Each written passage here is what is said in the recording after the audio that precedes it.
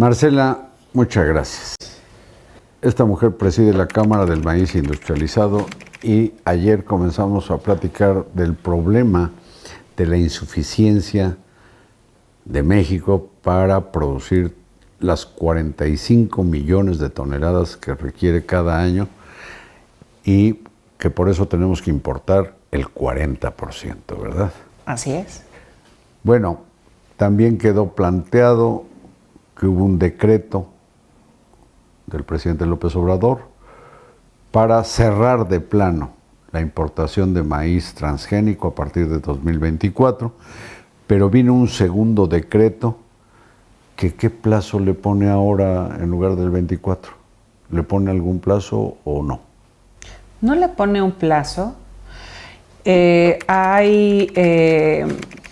que trabajar en una sustitución de importaciones y ahí es donde para temas de maíz amarillo, y es importante hacer la aclaración, Carlos, porque la prohibición va hacia la parte de la masa, la tortilla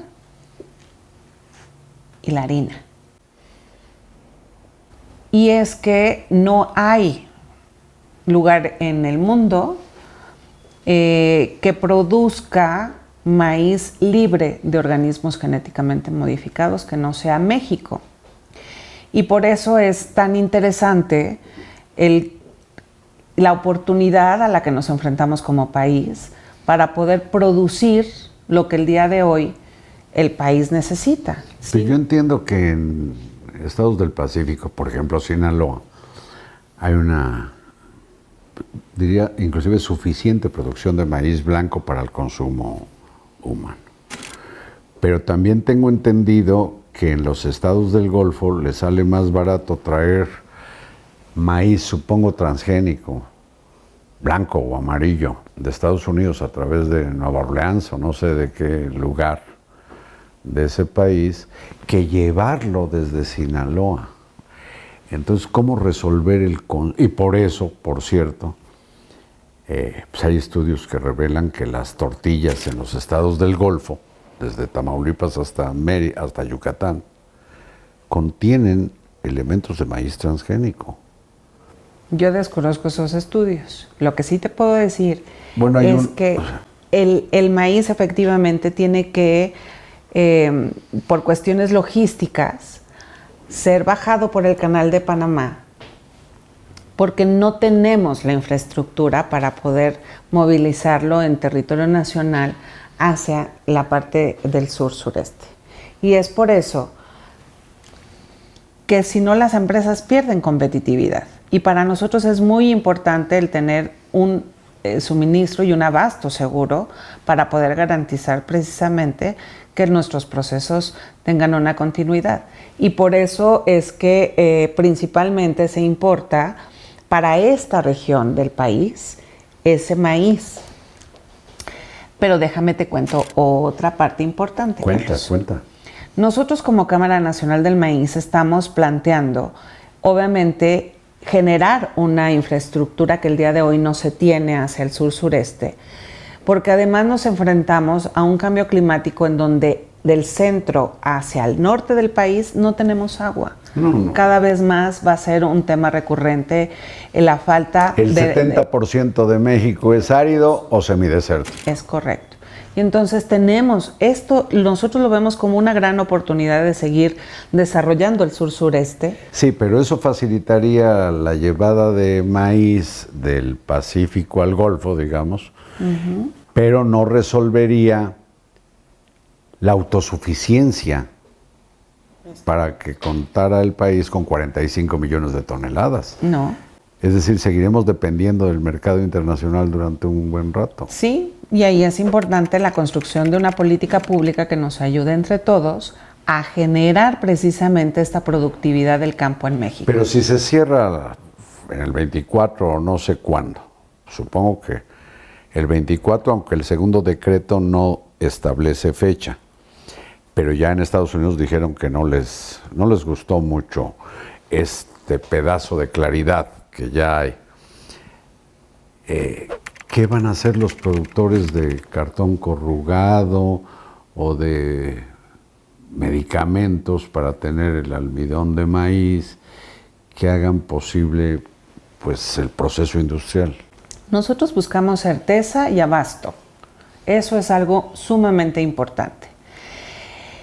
Y creo que Estados Unidos, el gobierno ve que el gobierno de México, al poner esta limitante para los organismos genéticamente modificados, para la masa y la tortilla, obviamente este uso es de suma importancia, pero pone en tela de juicio que el maíz genéticamente modificado tenga daños a la salud. Ese es el problema. Ese es el problema porque yo creo que son millones los mexicanos que aunque sea de vez en cuando comemos con soya, y sé que la soya en el mundo, la mayor cantidad, más del 90%, es transgénica. No hay estudios que Entonces, demuestren. al comer comida japonesa o china, quizás tailandesa, mojamos el bocadillo en soya y no sé de nadie que le haya dado un ataque cardíaco por comer algo transgénico. Y en el caso de, pues en el caso del alimento a los animales, tampoco sé que por echarte una, pues no sé, un taco de carnitas, puede uno morir por indigestión o por cisticerco, pero no por la parte transgénica de la carne, ¿no? Que eso se debe al fertilizante que se le pone al maíz transgénico, ¿no? Parece que es muy tóxico.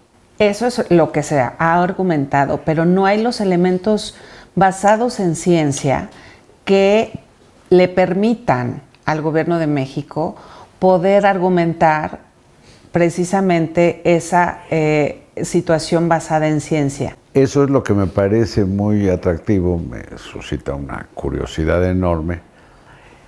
El gobierno estadounidense le pide al gobierno de México que le argumente de manera científica por qué hace daño a la salud el maíz transgénico. Y como aquí, supongo que la Cámara lo sabe, por ejemplo, la directora del Consejo Nacional de Ciencia y Tecnología dijo desde hace 2 o 3 años que había que acabar con la ciencia neoliberal. Pues yo digo, si estamos así con ese enfoque de lo que es científico, ¿qué va a hacer México? ¿Qué autoridad tendrá que argumentar? ¿CONACYT o la Secretaría de Cultura o la COFEPRIS? ¿Quién? El nuevo decreto señala que es COFEPRIS quien estará involucrado precisamente. Pues en vaya estos reto que tiene la tratamientos. COFEPRIS, ¿eh? Así es. La COFEPRIS que ha autorizado inclusive, por ejemplo, vacunas contra COVID-19 que no han sido autorizadas por la Organización Mundial de la Salud. Ya me imagino la COFEPRIS teniendo que demostrar lo que hasta ahora parece improbable, que el maíz transgénico afecte la salud humana. Esa es la parte fundamental en donde va a ser importante que México pueda aclararlo, porque si no, entonces en el marco de TEMEC tendremos un panel de controversia precisamente en temas de biotecnología. ¿Están preocupados en la industria? Estamos preocupados y ocupados. Perdón, ¿cómo cuánta gente trabaja en la industria que representa la Cámara relacionada con derivados del maíz? Mira, somos 28 socios, tenemos Son 46, poquitos, pero somos muy representativos en el mercado. Tenemos 46 años de constituidos como organismo empresarial. Representamos 40,000 empleos a nivel nacional y el 13.55 del PIB agroalimentario. Del Producto Interno Bruto. Así es.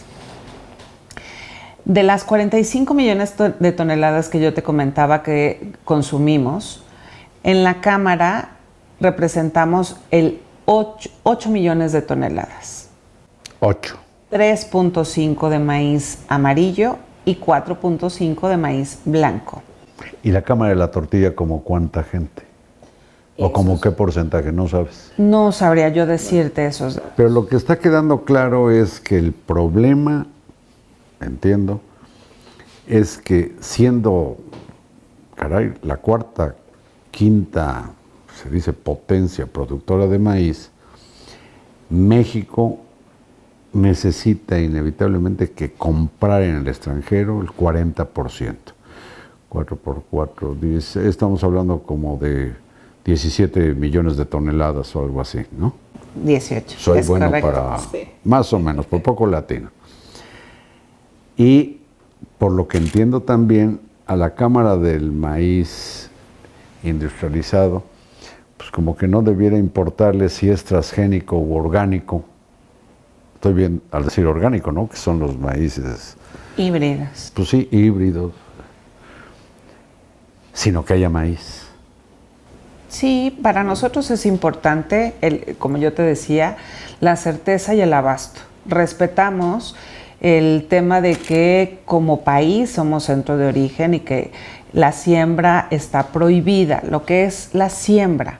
De transgénico. Sí, es correcto. La milpa, el conservar todas nuestras tradiciones es de suma importancia para nosotros y eso no lo ponemos en tela de juicio. Nosotros queremos sumar, pero sí pensamos que este segundo decreto necesita todavía mayor claridad para dar esa certeza en el marco de TEMEC, en la